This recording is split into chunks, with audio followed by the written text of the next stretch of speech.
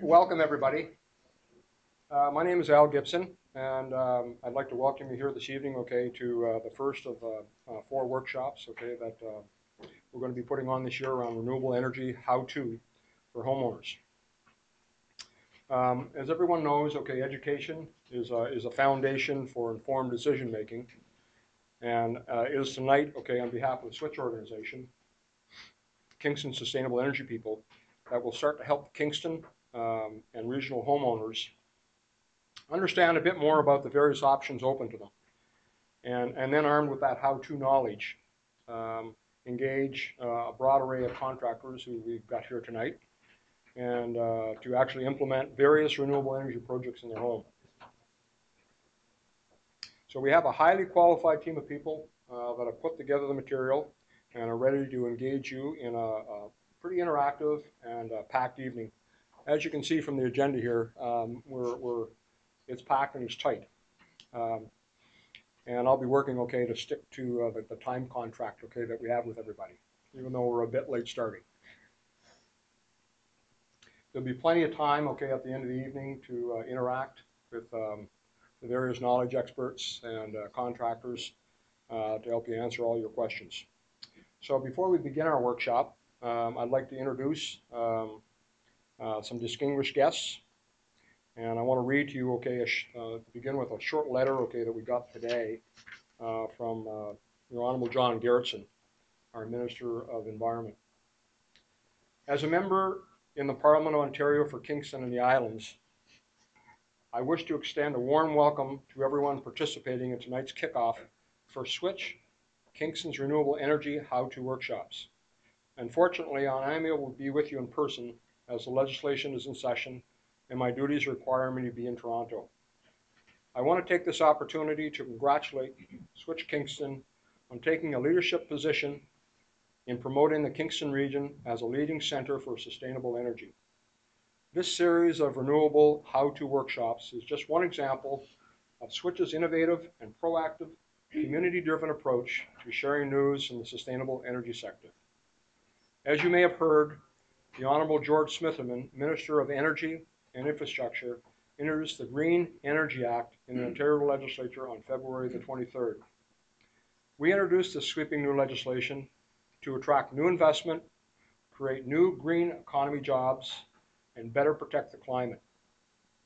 The Green Energy Act, if passed, will help the government ensure Ontario's green economic future by building a stronger, greener economy with new investment, creating well-paying green jobs and more economic growth for Ontario, better protecting our environment, combating climate change, and creating a healthier future for generations to come. Ontario's commitment to explore renewable energy is not new. We have brought almost 1,000 megawatts of new renewable energy online since 2003. In 2008, 25% of Ontario's electricity came from renewable sources. One of North America's largest solar farms is currently under construction near Sarnia. Ontario is Canada's leader in wind power. We've gone from 10 turbines in 2003 to 589 today, and by 2012 we expect to have 975 turbines in operation. Ontario is home to Canada's 2 largest wind farms, and in 2009 more than 1,200 megawatts will be online. That's enough to power almost 325,000 homes. Our government is moving to make our province not only greener, but stronger and in a much better position to compete on the world stage. The Green Energy Act is simply the next stage in that right direction. I'm looking forward to working together with you to green Kingston and communities across Ontario to ensure our environment is protected for generations to come. I'd now like to introduce, Paul McKay, who is OSEA, which is the Ontario Sustainable Energy Association, one of the regional directors. Paul will say a few words.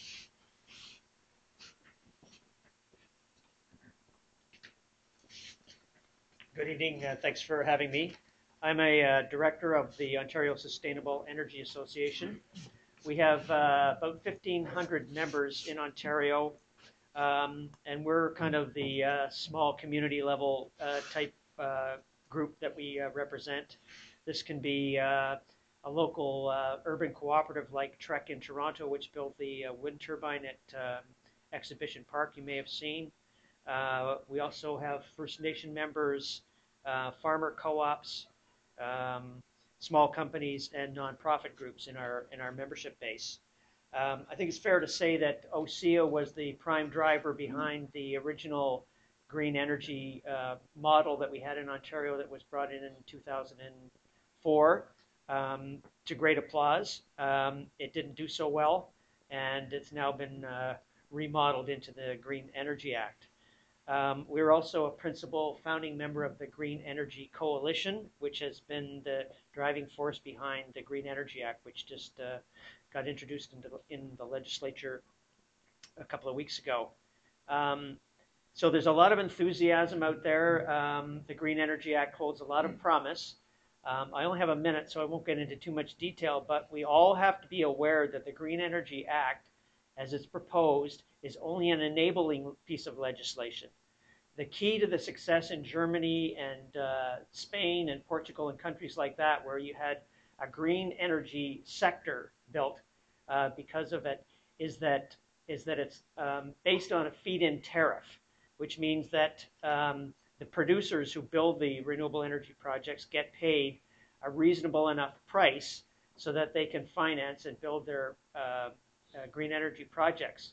The Green Energy Act is a feed-in tariff, a piece of legislation which currently has no tariffs.